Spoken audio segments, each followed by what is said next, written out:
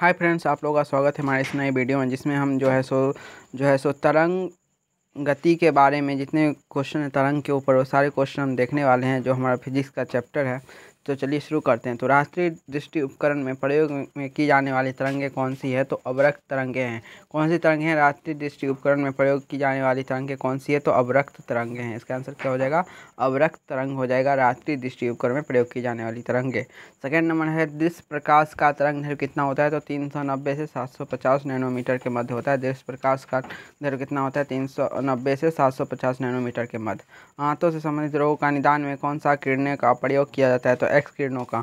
आंतों से संबंधित रोगों के निदान में कौन सा किरणों का प्रयोग किया जाता है? तो एक्स किरण का। उसके बाद कीड़ों तथा क्षति पहुंचाने वाले जीवों को घरों से दूर भगाने के लिए किस तरह का प्रयोग किया जाता है? तो अल्ट्रासोनिक तरंग का प्रयोग किया जाता है।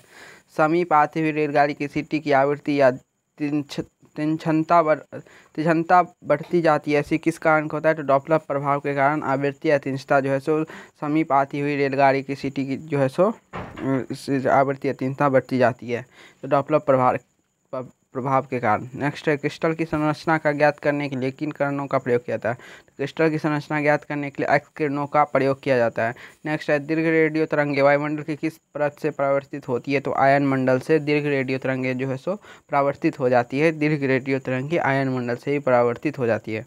नेक्स्ट है, कुलिज नालिका ट्यूब का प्रयोग कौन सी किरणें उत्पन्न करने के लिए किया जाता है? तो कुलिज नालिका ट्यूब का जो है सो प्रयोग किस करने को उत्पन्न कौन सी किरणें को उत्पन्न करने के लिए किया जाता है? तो एक्स किरणें के लिए। कुलिज नालिका का प्रयोग कौन सी किरणें उत्पन्न करने के लिए किया जाता है? तो एक्स किरणें के लिए।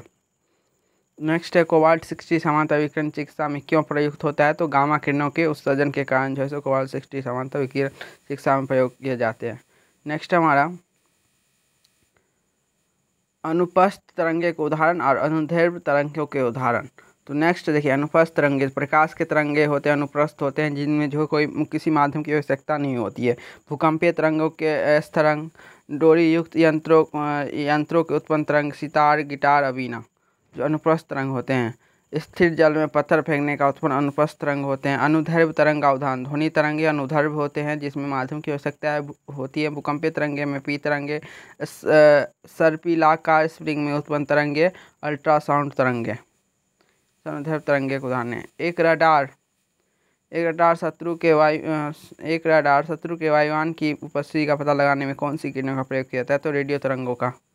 ठीक है। नेक्स्ट है, परावैंगनिक विकिरण, एक्स किरणें, सूक्ष्म किरणें और वह गामा किरणों का तरंग दैर्घ्य में क्या आरोही क्रम में क्या है? तो देखिए, तो परावैंगनिक किरण, एक्स किरण, सूक्ष्म किरणें और गामा किरणें के तरंग दैर्घ्य का आरोही क्रम क्या है? तो गामा किरण है, तो एक्स किरण है, उसका परावैंगनिक किरण है, उसके बाद सूक्ष्म किरणें हैं।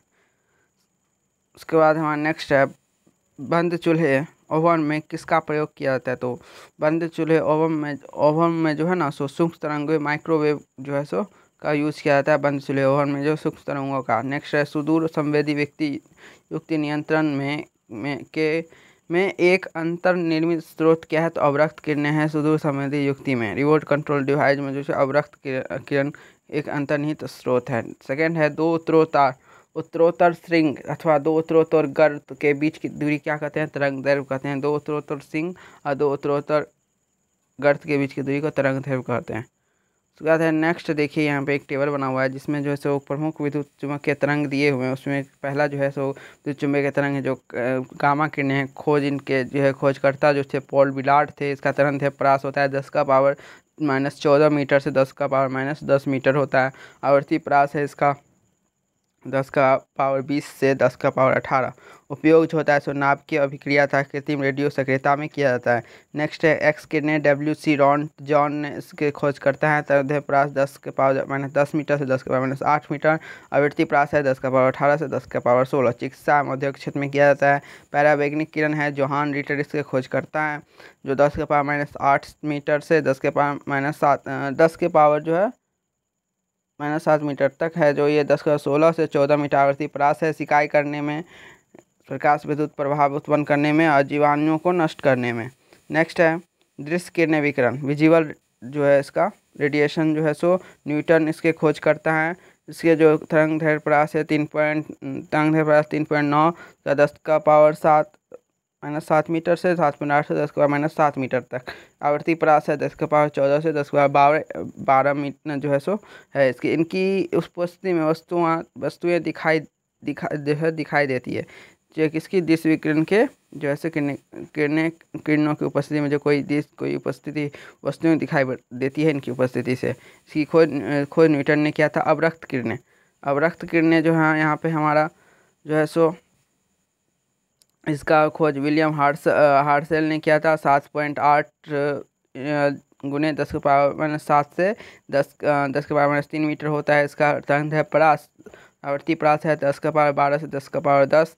उपयोग होता है फोटोग्राफी में, सिंचाई में, टीवी के रिमोट कंट्रोल में। उसके बाद नेक्स्ट है हमारा लघु रेडियो तरंगे जो है सो हेनरिक हर्ट्ज इसकी खोज करता है। 10⁻3 से मीटर से 1 मीटर तक होता है। 10⁻10 से 10⁻8 होता है इसका आवर्ती परास। इसका उपयोग होता है रेडियो, टेलीविज़न, रडार एवं टेलीफोन में होता है लघु रेडियो तरंगे को। लास्ट हमारा दीर्घ रेडियो तरंगे मार्कोनी इसकी खोज करता है। तरंग दैर्घ्य परास है 1 मीटर से 10⁻4 मीटर। इसका आवर्ती परास है जो है से हमारा जो है 10⁻6 से 10⁻4 मीटर। रेडियो एवं टेलीविज़न के प्रसारण में जो है सो दीर्घ रेडियो तरंगे का जो है प्रयोग किया जाता है, इसका उपयोग होता है। तो हमारे जो तरंग गति पर पढ़ने वाले जितने भी क्वेश्चन हैं ना वो सारे कंप्लीट होते हैं। और वीडियो अच्छा लगा तो आप लाइक करिएगा, कमेंट करिएगा, इस वीडियो को शेयर करिएगा और अगर आप चैनल पर नए हो तो चैनल को सब्सक्राइब करके बेल आइकन दबा लीजिए। बाय, स्टे ट्यून्ड, फिर मिलेंगे नेक्स्ट वीडियो में।